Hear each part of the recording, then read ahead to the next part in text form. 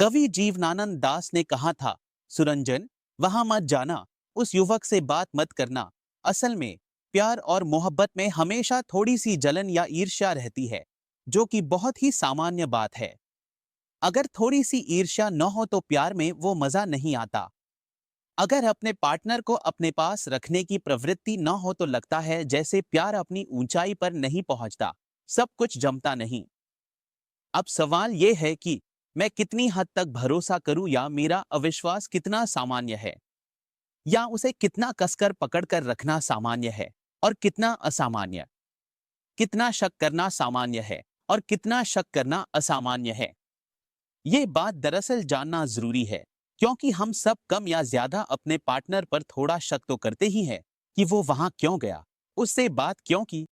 जरूर ही वो अपने पुराने बॉयफ्रेंड के साथ या मेरे पार्टनर का अपनी पुरानी गर्लफ्रेंड के साथ अब भी कोई रिश्ता है। ऐसे शक बहुत लोगों के मन में आते हैं।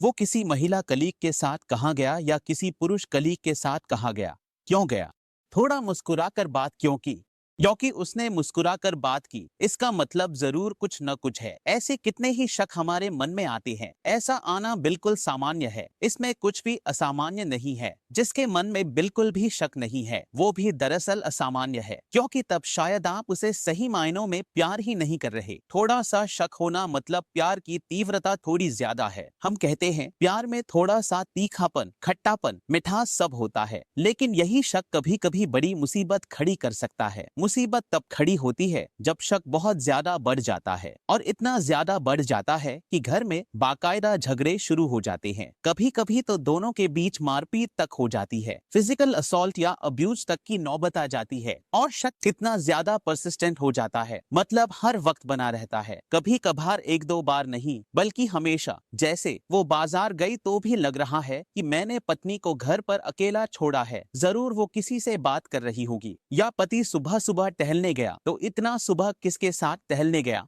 कहीं वो किसी और के साथ तो नहीं टहलने गया। ऐसा एक शक उसके मन में घर कर जाता है। हर जगह हर समय यही होता है, जब भी जहां भी उसका पार्टनर जाता है शक उसका पीछा नहीं छोड़ता। अगर ऐसा हो, और कई बार देखा गया है कि शक इतनी हद तक बढ़ जाता है कि जैसे ही पार्टनर घर लौटता है उसके कपड़े चेक करना शुरू कर देता है। जैसे कोई पति या पुरुष पार्टनर अपनी पत्नी या महिला पार्टनर के कपड़ों में किसी औरत की झिलमिल या कुछ और तो नहीं लगा है, या मेरी पत्नी के कपड़ों में किसी पुरुष के बाल या कुछ और तो नहीं है। ये सब इतनी हद तक चेकिंग के स्तर तक पहुंच जाता है। शायद बहुत लोग विश्वास न करें, लेकिन कुछ लोग तो घर में सीसीटीवी कैमरा तक लगा देते हैं कि जब मैं बाहर जाऊं तो कोई घर में तो नहीं आता। शक इस हद तक पहुंच जाता है। कई लोगों के साथ तो ऐसा होता है कि बार बार दूसरे का मोबाइल चेक करना पड़ता है। मौका मिलते ही मोबाइल चेक करती हैं, मैसेंजर चेक करती हैं, इनबॉक्स चेक करती हैं। देखें देखें देखें तो कौन कौन मैसेज करता है।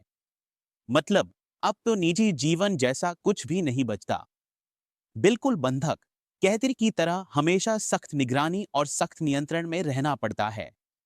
अगर शक इस हद तक पहुंच जाए और पार्टनर पूरी तरह से मान ले कि उसका पार्टनर वफादार नहीं है, भरोसेमंद नहीं है, तो ऐसी स्थिति बन जाती है वो कमिटमेंट तोड़ देंगे, जबकि कोई सबूत ही नहीं है, कोई प्रमाण नहीं है। बार बार समझाने पर भी अगर वह नहीं समझते, तब हम कहते हैं कि यह असल में एक बीमारी है। इस बीमारी का नाम है ओथेलो सिंड्रोम।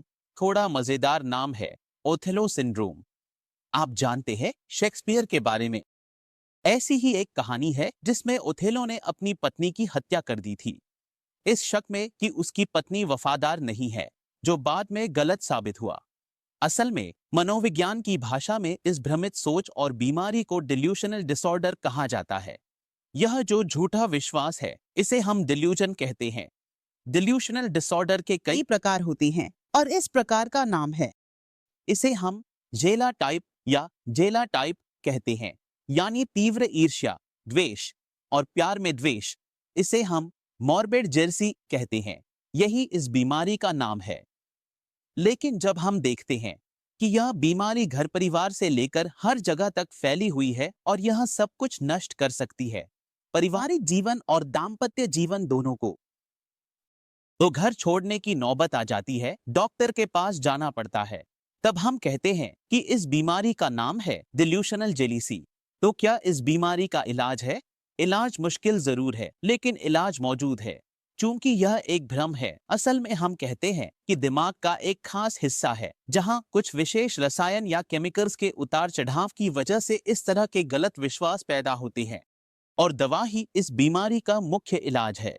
हम अपनी कुछ एंटीसाइकोटिक दवाओं के जरिए उसके इस गलत विश्वास को दूर करने की कोशिश करते हैं।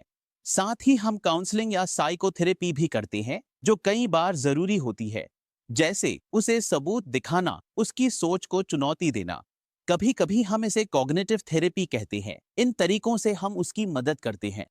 हम कोशिश करते हैं कि उसे उसके गलत विश्वास से दूर ले जाएं। केवल काउंसलिंग या साइकोथेरेपी से ही यह संभव नहीं। दरअसल इससे इंसान पूरी तरह बाहर नहीं आ पाता। इसके लिए असली इलाज दवा ही है। यह बात आपको जाननी चाहिए। अगर डिल्यूशनल डिसऑर्डर आपके परिवार में किसी को है, किसी करीबी को है, आपके पार्टनर को है, या आप खुद महसूस कर रहे हैं कि आपको यह समस्या है, तो मुझे लगता है कि परिवार को बचाने के लिए आप किसी करीबी से बात कर सकते हैं या हेल्प ले सकते हैं। ऐसे मामलों में मैं इसे जरूरी मानता हूँ, खासकर अगर यह आपके घर में अशांति ला रहा है। शक हो सकता है। आपको समझना होगा क्या सामान्य है और क्या असामान्य, क्योंकि हर कोई मानसिक रोगी नहीं होता। यह बात आपको जाननी चाहिए। बहुत लोग हैं जो व्यक्ति पूरी तरह से विश्वास नहीं करता, लेकिन मन में शक रहता है, जैसे वहां गया या नहीं, वहां जाकर किसी से बात की या नहीं, क्या क्या बातें हुई, बहुत गहराई से बातें की या नहीं, बहुत कुछ शेयर कर लिया या नहीं। अगर इस तरह की बातें हो रही हैं, तो हम इसे ऑब्सेशनल जेलीसी कहते हैं। यह डिल्यूजन के स्तर तक नहीं जाता, और इन दोनों बीमारियों का इलाज थोड़ा अलग होता है, लेकिन दोनों स्थितियां काफी मिलती जुलती हैं। आपको समझना होगा कि यह पक्का विश्वास है या सिर्फ शक। खुद ही तय करें और फिर खुद ही निर्णय लें कि आपको क्या करना है। स्वस्थ रहें, फिर मिलेंगे।